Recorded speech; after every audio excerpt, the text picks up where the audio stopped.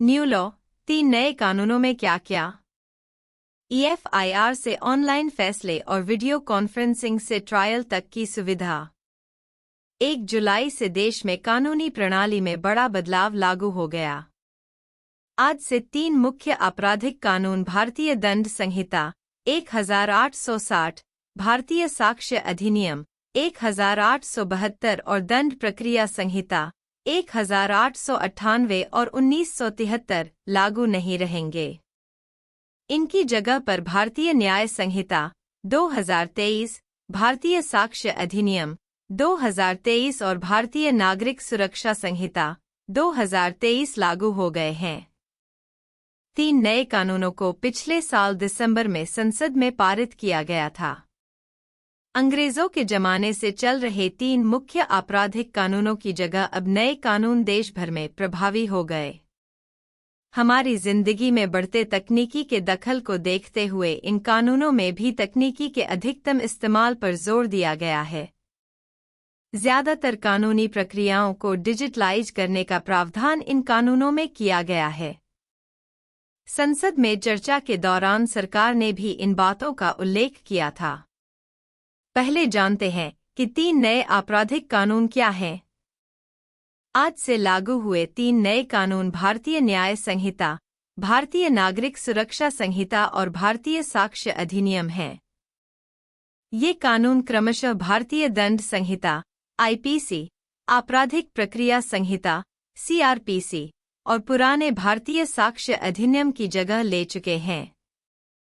12 दिसंबर 2023 को इन 3 कानूनों में बदलाव का बिल लोकसभा में प्रस्तावित किया गया था। 20 दिसंबर 2023 को लोकसभा और 21 दिसंबर 2023 को राज्यसभा से ये पारित हुए। 25 दिसंबर 2023 को राष्ट्रपति ने 3 विधेयकों को अपनी मंजूरी दी। वहीं 24 फरवरी 2024 को केंद्र सरकार ने घोषणा की थी कि 3 नए आपराधिक कानून इस साल 1 जुलाई से लागू होंगे। नए कानूनों को तकनीकी से कैसा जोड़ा गया है? दस्तावेजों में डिजिटल रिकॉर्ड्स भी शामिल। इन कानूनों में अत्याधुनिकतम तकनीकों को शामिल किया गया है।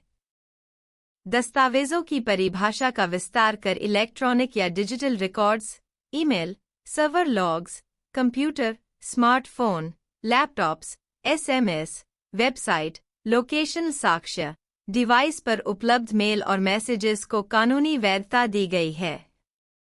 सरकार का कहना है कि इससे अदालतों में लगने वाले कागजों के अंबार से मुक्ति मिलेगी। कानूनी प्रक्रिया में वीडियो कॉन्फ्रेंसिंग और वीडियोग्राफी का विस्तार।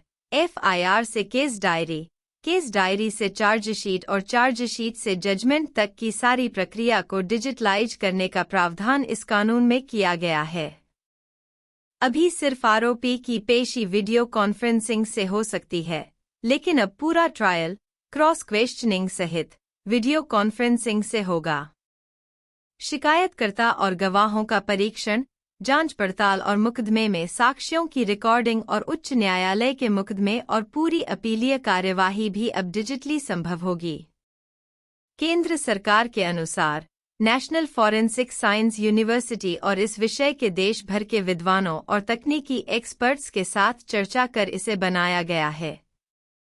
सर्च और जब्ती के वक्त वीडियोग्राफी को आवश्यक कर दिया गया है, जो केस का हिस्सा होगी और इससे निर्दोष नागरिकों को फंसाया नहीं जा सकेगा। पुलिस द्वारा ऐसी रिकॉर्डिंग के बिना कोई भी चार्जशीट वैध नहीं होगी। फॉरेंसिक साइंस का अधिकतम इस्तेमाल। केंद्रीय गृह मंत्री ने सदन में कहा कि था आज़ादी के 75 सालों के बाद भी हमारा दोष सिद्धि का प्रमाण बहुत कम है, इसीलिए फॉरेंसिक साइंस को हमने बढ़ावा देने का काम किया है। सरकार ने नेशनल फॉरेंसिक साइंस यूनिवर्सिटी बनाने का निर्णय लिया था। 3 साल के बाद हर साल 33,000 फॉरेंसिक साइंस एक्सपर्ट्स और साइंटिस्ट्स देश को मिलेंगे।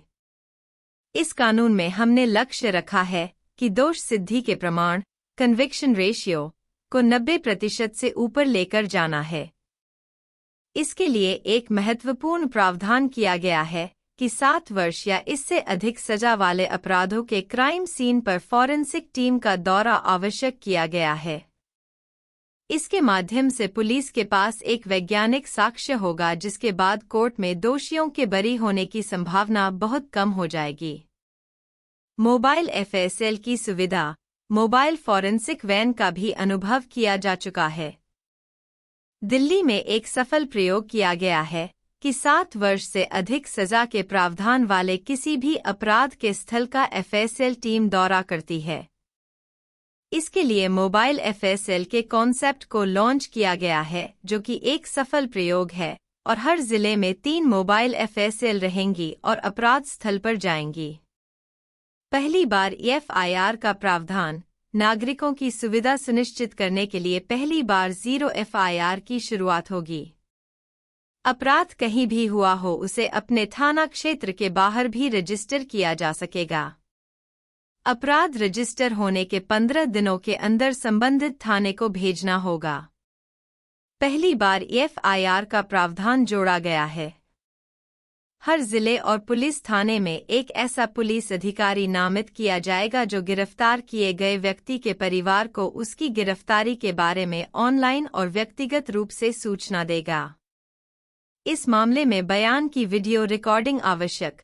यौन हिंसा के मामले में पीड़ित का बयान आवश्यक कर दिया गया है और यौन उत्पीड़न के मामले में बयान की वीडियो रिकॉर्डिंग भी अब आवश्यक कर दी गई है। पुलिस को 90 दिनों में शिकायत का स्टेटस और उसके बाद हर 15 दिनों में फरियादी को स्टेटस देना आवश्यक होगा। पीड़ित को सुने बिना कोई भी सरकार 7 वर्ष या उससे अधिक के कारावास का केस वापस नहीं ले सकेगी। इससे नागरिकों के अधिकारों की रक्षा होगी। हफ्ते भर में फैसला ऑनलाइन उपलब्ध कराना जरूरी। 2027 से पहले देश की सभी अदालतों को कंप्यूटराइज्ड करने का लक्ष्य रखा गया है। नए कानूनों में आरोप पत्र दाखिल करने के लिए 90 दिनों की समय सीमा तय कर दी गई है और परिस्थिति देखकर अदालत आगे 90 दिनों की परमिशन और दे सकेंगी। इस प्रकार 180 दिनों के अंदर जांच समाप्त कर ट्रायल के लिए भेज देना होगा। कोर्ट अब आरोपित व्यक्ति को आरोप तय करने का नोटिस 60 दिनों में देने के लिए बाध्य होंगे। बहस पूरी होने के 30 दिनों के अंदर न्यायाधीश को फैसला देना होगा। इससे सालों तक निर्णय पेंडिंग नहीं रहेगा और फैसला 7 दिनों के अंदर ऑनलाइन उपलब्ध कराना होगा।